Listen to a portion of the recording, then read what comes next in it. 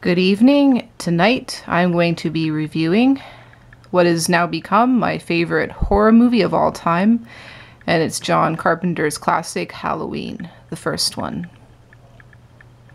And I just picked this up a few days ago. I'd never seen it before. Jamie Lee Curtis had her breakthrough role in this as Lindsay. And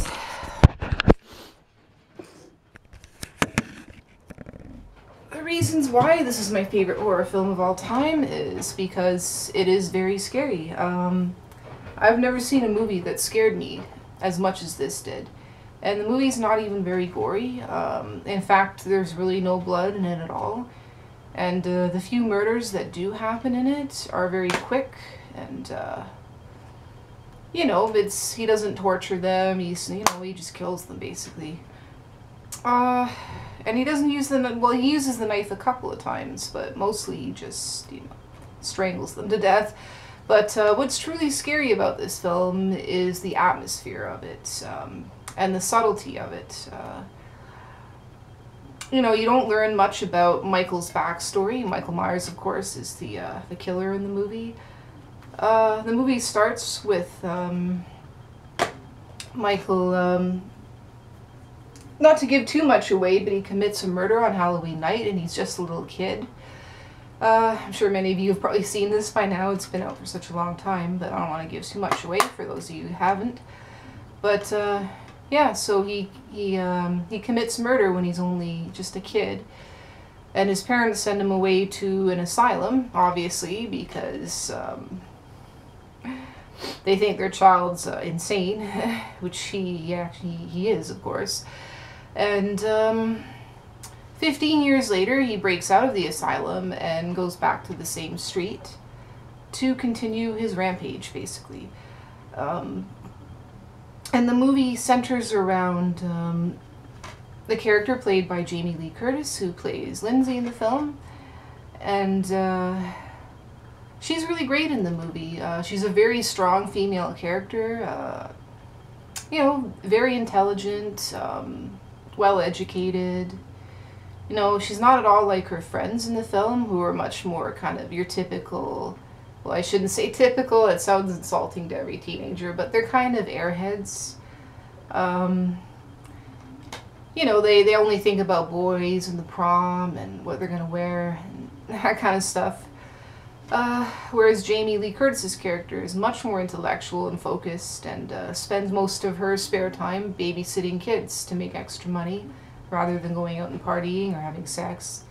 And the movie is set in this beautiful Californian town with really, really big kind of overgrown trees, lots of places for Michael to hide. He's called the Shape in the film because, of course, he wears the iconic mask, and he's dressed in this kind of nondescript trucker's kind of coveralls throughout the film. You do see his face once in the film. Well, at the beginning you see it when he's a little boy, and then you see his face as an adult. He's about 21 years old later on, but it's only for a very brief moment. But it's one of the scariest moments in the film. So, yeah, like I said, the sense of tension in this is amazing. It's the best thing about the film is just how the tension keeps building. No one even gets killed in the film. Like at the very beginning, someone does, but then it's another I would say about 50 minutes into the film before another murder actually occurs, and but it's never boring. I mean, you see Michael scoping out the neighborhood during that hour and getting to know kind of the habits of the friends that he's going to kill, and what they're doing and where they're going and where they're going to be, and he's very observant, and he basically stalks them like a cat stalking its prey. He appears and disappears at will. He moves without making a sound. It's very creepy and disturbing. Michael was played in this by Nick Castle, who went on to direct The Last Starfighter and other films, and he is great in the film. I've seen other versions of Michael in other Halloween movies, and they're just not nearly as good. it's the way he moves. He just captures the movement so well. Michael has this way of moving that's very elegant, but very simple too.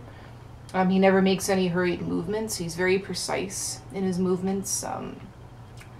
And just the way he kind of touches things as he walks by, and the way he tilts his head, and just all these little subtle movements that he makes is really what makes the character. So, and he's genuinely creepy. You can always hear him breathing through the mask in every scene that he's in.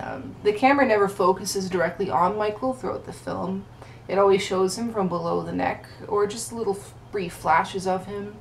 You don't really get a really good look at him until later in the film, so it really builds it up.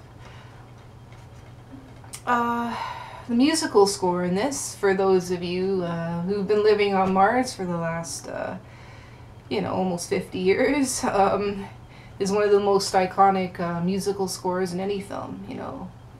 The dum dum dum dum, and it just repeats over and over again.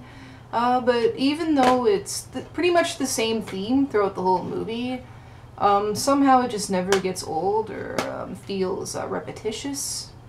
It's just such a brilliant theme, and it's kind of like a pretty, twinkly kind of theme, but at the same time it's darkly disturbing.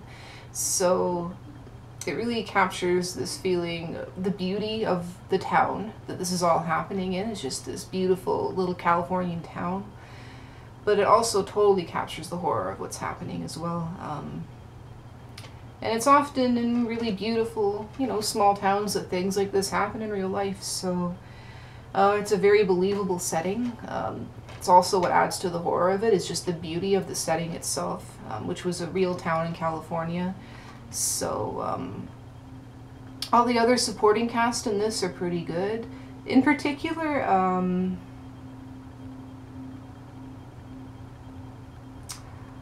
the Donald Pleasance, character who plays the doctor in it. I can't quite remember his name, but he was Michael's therapist while Michael was in the asylum, and he knows Michael better than anyone because he studied him for 15 years, and he's just great in the film. He's probably the best actor in the whole movie. He was in many other films before that, and it was a very legitimized and very good actor, so he adds a lot of weight to the film, and especially during the scenes where he's describing, how there's nothing behind Michael's eyes, how evil he is, how he studied him and came to realize that, there's no humanity left in Michael, and just all those little speeches he gives in the film just adds so much tension and atmosphere as well. The scene at the very end of the film when it just escalates to the point where Michael is stalking Lorrie in the house, it's very, very intense.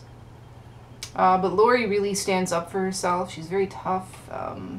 She's not, a shrinking violet by any means. She's not this girl that's just going to allow herself to be killed by this guy. She's going to do whatever it takes to defend herself and to defend the children she's babysitting. So it's nice to see a really strong female heroine in a film. You don't see that often in horror films. Usually, they just run away screaming and acting stupid. But it's cool to see, a character that's can stand up for herself. And of course, Michael is extremely hard to take out. He's very tough himself, and has a much higher tolerance for injury than a normal human being would. So he can be stabbed multiple times, shot, and still keep on going. So yeah, there's never been a film quite like Halloween, and I don't really think there ever will be again. It's almost magical in the sense of atmosphere it creates. It truly is a piece of cinema magic. And it's a great horror movie for people that don't like their horror movies to be really gory. Not that I have a problem with gory scenes in movies. I love gory movies, but I love this movie too. I mean, it really goes to show that you don't need all-out gore and to gross your audience out in order to scare them. That's really not necessary. I mean, in some films it's okay to have a lot of gore. Depends on the film, right? But for this film, that just wouldn't have worked.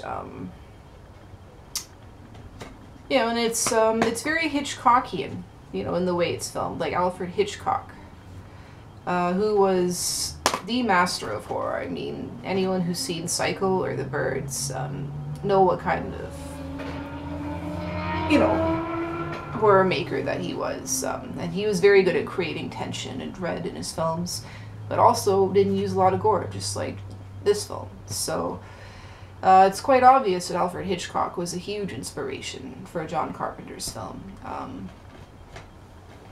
A lot of the other films John Carpenter did were quite a bit more violent than this, including The Thing, which some of you may have seen, and other films. So this is the least gory movie that John Carpenter's ever done, I'll say that. And in my opinion, it's also the best. And I've seen a few John Carpenter films now, but this is without a doubt my favorite, and my favorite horror film of all time. So Halloween's coming up, so that's why I reviewed this one. I'll be reviewing more horror films as the month goes on, and including Jaws and a few other films. Well, Jaws isn't really it's almost a horror film. Jaws, not quite. It's more like a psychological thriller, but it has comedy in it too. But there are a lot of strong horror elements to Jaws for sure.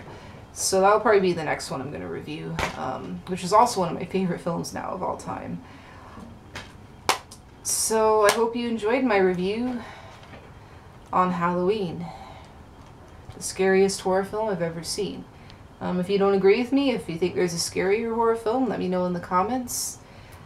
And if there's any horror movies you'd like me to review next, I might review a Serbian film at some point, which I saw recently, and also Salo, 120 Days of Sodom is another one I just saw, which isn't really a horror movie. It's